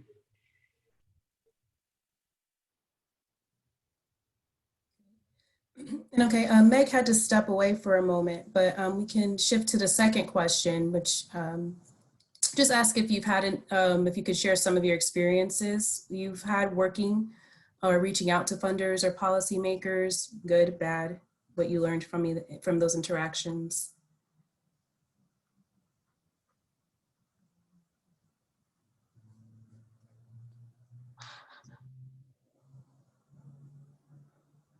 I think a lot of folks, like legislators putting their weight behind these kinds of programs have to know that they're going to at least partially work. So I think it really does go a long way to come with evidence that these things do have an outcome, and it's not just a feel-good thing or like what the moral thing is to do. They have to, you know, they are working with real budgets, and you see them turn it down if they're really unsure or if something is really new. So if you have to come with a case study, I know this has already kind of been said earlier, but they really do respond to, you know, to either case studies or numbers worked out or past successes, things like that. Yeah, and I think that kind of like building on that a little bit, that it's, you know, that I think legislators in particular, and in funders, this probably applies to them as well, is that they really are looking to make a difference with either what they're doing legislatively or what funders are doing with the, you know, with the money at their disposal. So coming with a strong case and, you know, something that isn't necessarily too bleeding edge, you know, might in fact be kind of like, and we've had this experience. It's like, you know, that, and with Senator Moore, as a matter of fact, like talking to her about how we think that the state's Food Policy Council needed to be changed. And she was very willing to be kind of like the arrow out there, as long as she was given data and, you know, and the education around, here's the changes that we're looking for, and here's why, and here's the difference that they will make. So it's the same thing, I think, with legislators and funders. You arm them with information, and it allows them to make the case with who they need to make the case with better. And I think along with that, good anecdotes are very helpful. Oh, make yeah. it personal. Oh yeah, like personal stories, I think, where Right. somebody can talk exactly about them and they can show their face somehow, even if it's through video, can talk about their real lived experiences with these things. I think that's Right. important. too. That's why if you can get them to come to the programs or whatever you're working on, that is helpful because then they can get their own anecdotes. And then from a funder perspective, one approach or experience that I think has been pretty successful is getting funders to talk to other funders.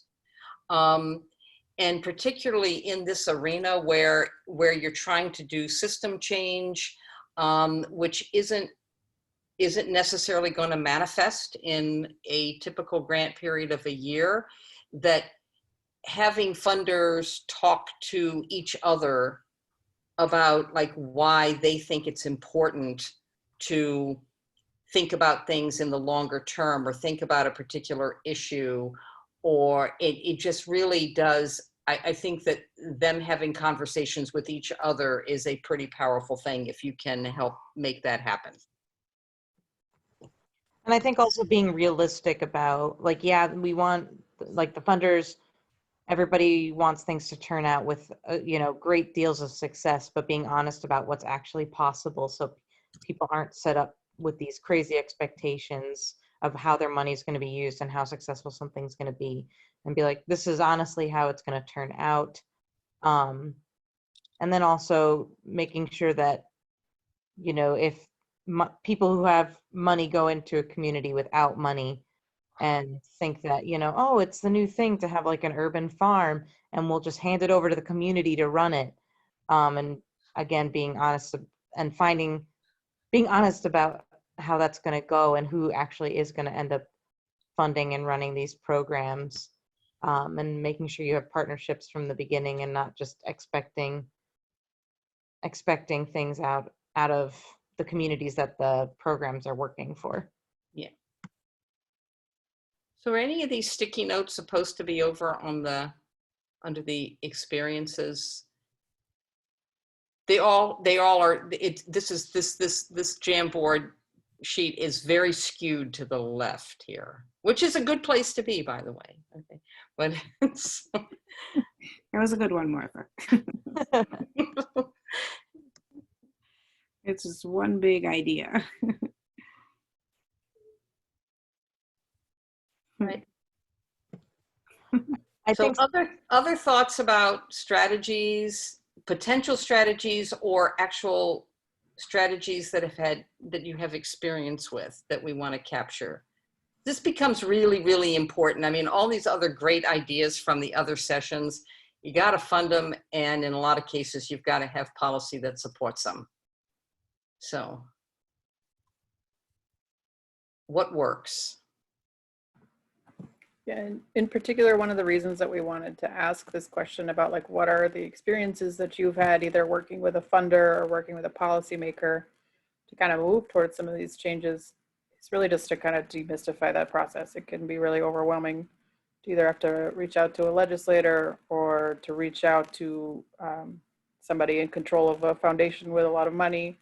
So we thought it would be a good time to have people who have that kind of experience just sort of talk about like what strategies really worked with them when they were trying to talk those things through. It's really great, for example, that Senator Moore is both an elected official and somebody who really knows food system change really on a deeper level than a lot of elected officials, but that's unfortunately not always the case. So if we spend some time talking about that, I think that'll be really helpful to people on the call who maybe are less familiar.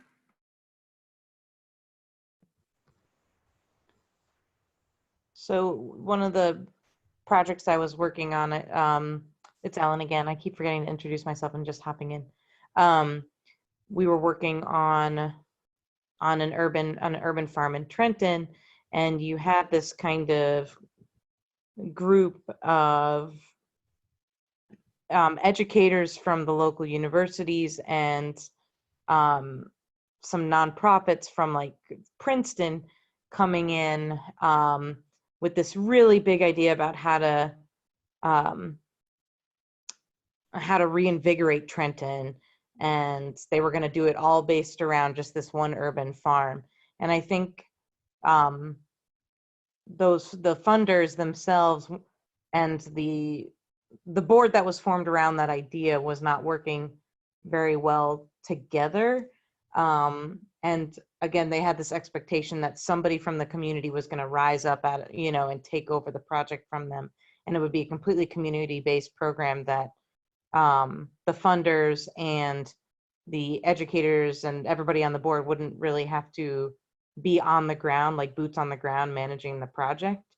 And they tried to get policymakers and other funders to come in and kind of sell them on this really big idea of transforming the neighborhood, and nobody would bite because it was such a huge idea. What did work with funders was kids programming and hourly staff funding and materials, but the funders were really loath to give money to salaried workers to provide salaries, which I know is like the repetitive story on these things all the time is, salaries, which could make a big difference in a food worker's life. But people were nervous about that because then, say AT&T comes in and they want to give $50,000 to your project, they don't necessarily want the responsibility for that salaried person. That's why they wanted to stay with hourly workers and programming and, we're giving money to the kids and things like that. So sorry, that was a really long story, but that's what I noticed in observing that program. It always amuses me, or it's not amusing at all. Actually, it's not at all funny. The number of funders, and thankfully, I think that there are fewer of them, who really want to pay for stuff but don't want to pay for anybody to do the stuff. It's so true. It's so true. It's just like it's crazy. But there still is that. Well, we don't want to pay for salaries. Well, what do you think? How do you think these things happen? Right. Yeah, I actually just Not only salaries, but any kind of support. Right. I mean, all the administrative stuff. It's not sexy to pay for the salaries, but it's crazy.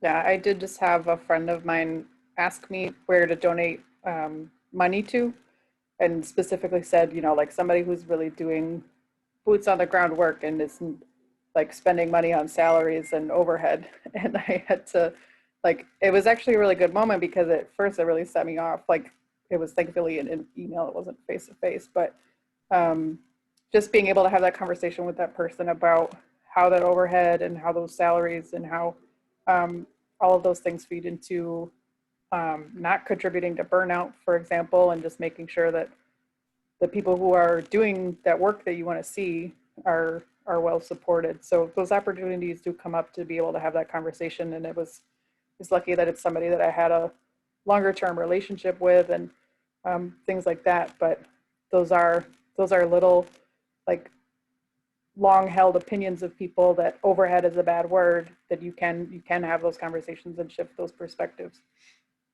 Can I just comment a little bit on this? I think this is such a critical part of our, solutions here. I think it's really, really critical.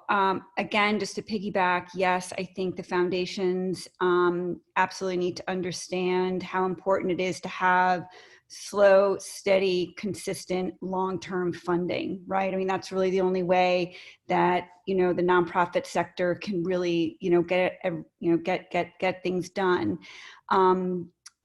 But to that end, I think there needs to be like an education pitch almost as to why that is so critical.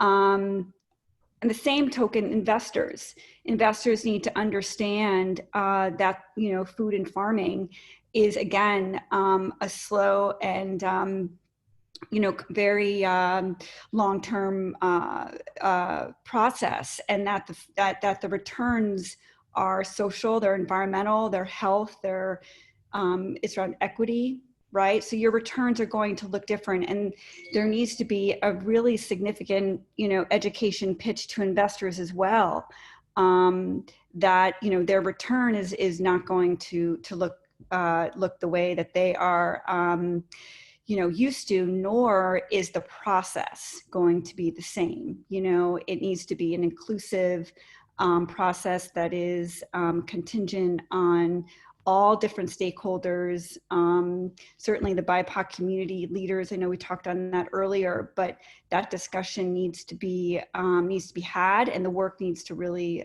be done together. The RSF just came out with an excellent article about why funding the food system is so different. And at the end of the day, the conclusion was that investors just need to think differently. But I think that's part of our job, is to educate investors as to why and what their return will look like and how critical it is.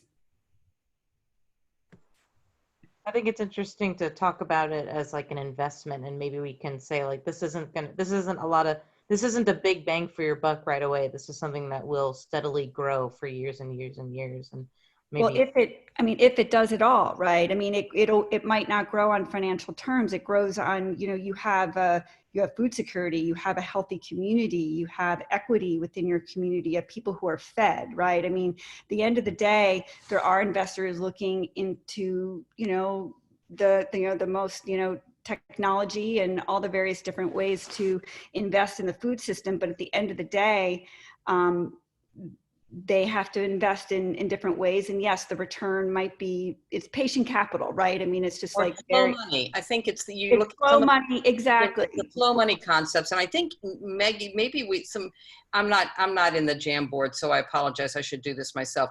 Maybe we should capture patient money, slow money as concepts that we need to look at.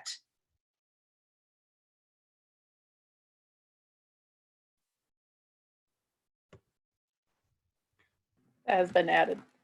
Yeah, and that the returns aren't necessarily going to be kind of like direct, like returns like you get on like a bank account or something, that the returns are, you need to be much like, what is the return of a well-fed community that is not missing school, that is more productive at work, and all those things.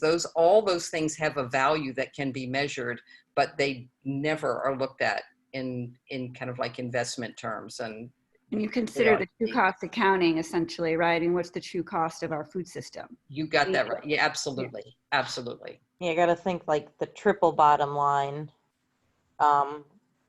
Thinking the triple bottom line, not just economics, but people and environment too. This is only tangentially related. This isn't specifically around food work, but when I was interning with the New Jersey Forest Service, they talked a lot about how they'll have programs that turn on and off based on which party was in control of the state government at the time. So I don't know if there's a way to make sure we're engaging, all sides of no matter how frustrated we are with one side or another side, making sure we're engaging folks on the entire political spectrum to make sure that things legislatively continue no matter which party is in control at the time. I think that would be wonderful, but I think that you really have to work to get the party that is on board with what we're talking about in power.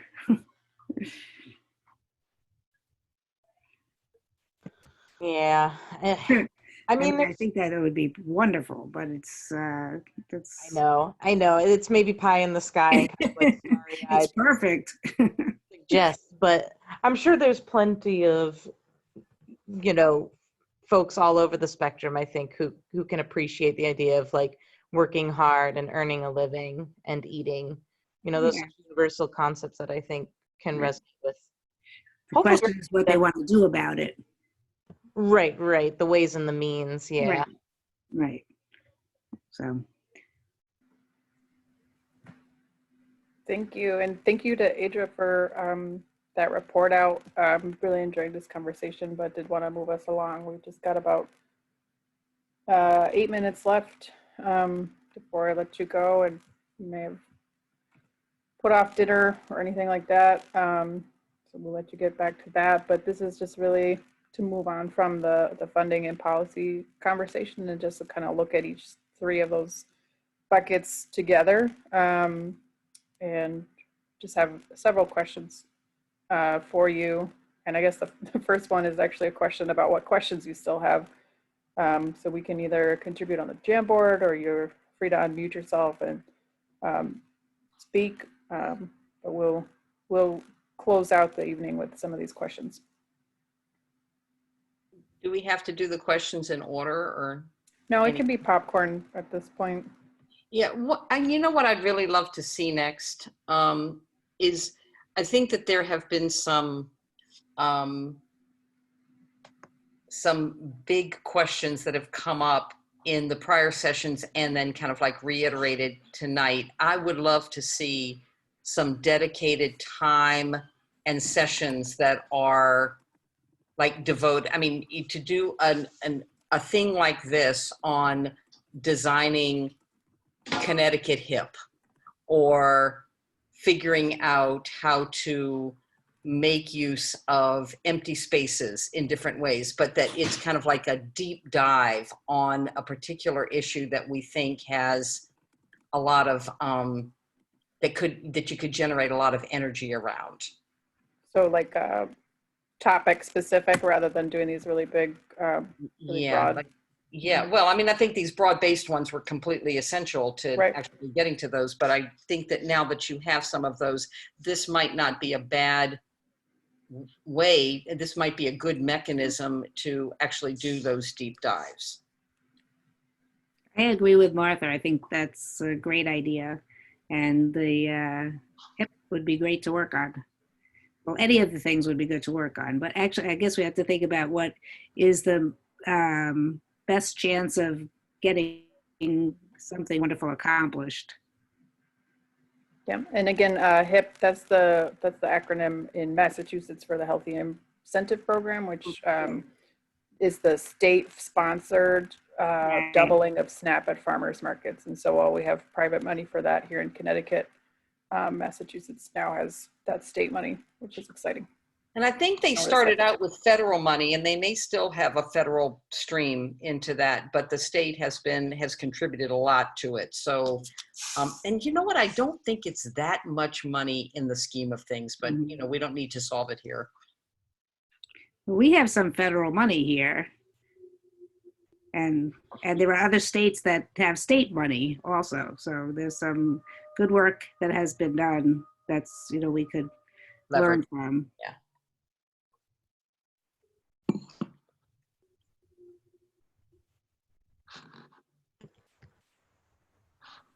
Yeah, so some of the other questions here are, what are your bigger revelations? What are your big takeaways from this or any of the previous sessions? What do you want to see next, either from the CFSA or from the state or from each other? And also, like, what will you do next? What kinds of things are you thinking about engaging in? Are you maybe going to reach out to your state legislator in the coming session? What sorts of things are you thinking about for yourself? This is Kara from United Way, Western Connecticut. One thing I think we or someone should follow up on is that Fahad on the last session mentioned or recommended that, I think it was the Connecticut Council of Philanthropy, that we approach them about having a conversation, or even maybe it was a day-long workshop on systemic change in the food system and what that would entail. And I think this gets at educating funders in the state about not just funding programmatic change, but really getting at the root cause of food injustice in the food system and how we can support grassroots change or food systems change. So I think that could be a really good opportunity, however we want to approach that. And this is Ellen again. Some of my lingering questions are still like, you know, what do we exactly, how much do we exactly, not exactly, that's, you know, that's a lot to ask, but is there a ballpark number about how much like protein, grains, and things that we need to feed the people of Connecticut versus how much we can actually produce in state? Like, is there anybody who's doing that sort of research for Connecticut specifically? And can that be kind of utilized in some way? Those kind of, we were talking about assets, like what are our assets? What kind of food, how much, pork is being grown in the state, or those sort of questions where we can say, oh, wow, we really have we really need to get more chicken in people's diets. Where can that come from? I don't know, those sort of, maybe there's still a bit big picture, but that sort of fundamental data that could really kind of help us with this, designing somebody posted a link. Yep, so not for Connecticut specifically, but this is really a lot of the work of the Food Solutions New England, the New England Food Vision. It's also called the 50 by 60 vision, and that's like an imagining of what kind of land use would have to change and what would have to change in our diets in all of New England. So this includes the very agriculturally heavy northern New England states as well. But how much would have to change in our diets and in land use in order to produce 50% of the food that we eat in New England by 2060. And you can, I think that's a great source for like what it is aspirational. But you know what, Meg, I was also thinking about like Scott's food flows stuff. Yep. If you want to know where we are now, there's a ton of data about how food gets here and state by state and where it goes, where it comes from. It's a dizzying amount of data. Yeah, so, and that's a really big study that just came out. And I think that we could do, the Connecticut Food System Alliance, we could definitely do some kind of breakdowns of what that's looking like, because we did just kind of have a preview of that a week or two ago, and it was very exciting, but it was also like really, really, really dense. So hopefully putting that a little bit more bite size and to kind of get that idea of it's like what's imported versus what's exported. You get states like Vermont that's exporting a ton of dairy. So just things like that. There is a little bit of data like that. It's not always, some of it's proxy data. It's not always like somebody's really tracking like calories produced and stuff like that. But there are some attempts made at understanding what that looks like. I think that's a really important start. Yeah, because at the end of the day, like, I don't know how much it may, we don't want to go back to, clearing the entire state again for agriculture, but like it would be, if we can be more efficient about the space that we do have, that sounds like a great report, but also probably needed like 2 weeks to digest all of that. But in terms of what's happening next, I don't know if anyone's heard of this group called Desegregate Connecticut. But they reached out to, I'm going to keep tooting the landscape architect horn a little bit here. They reached out to Connecticut ASLA because we signed on to their kind of, their initiatives, and they were looking for more kind of green groups to get involved with the Desegregate Connecticut initiative. And I think that's something that is related to what we do. Liz, the person who kind of heads up that effort is Sarah Bronin, who is Mayor Bronin's wife, and she headed up the Planning and Zoning Commission here in Hartford for a long time, and was kind of like responsible for pushing through zoning code changes to support kind of like urban agriculture and all of that. So she's a big fan. That's awesome. So it sounds like I might have offered something to them that they might already have in mind, but no, the more the merrier. So this is great. Yeah, I was gonna say it might be a good group to see what, where the missions kind of connect, and if they can help us, if they can tap their group to help us, and we can tap our group to help them, and get the work done together. But that's all I have to share. Thank you. That's a good resource. I put their website up in the chat. It is now past 8 o'clock. I want to thank everybody for having these conversations after what may or may not have been a long day for you. We will be trying to follow up on this, and I really do like the idea of those individually tailored sessions around these different like big ticket items that have kind of come up. But thanks for being part of this process. Thanks for giving up your Wednesday night when you probably could be out partying at a bar or whatever else you might be doing in a pandemic. Bars are closed in Connecticut. You can't be partying at a bar, okay? All right. Oh, okay, sorry. But I really do appreciate you taking the time out of your evening to do this. All and right. It's really great to talk to everybody, and we'll Thank you, stay in Meg. touch about follow-up. So thank you. Thank you, Meg. Thank you, and everybody else. Thanks to everyone. Have a good night. Bye-bye. Thank you, everyone. Have a good Now for the night. debate.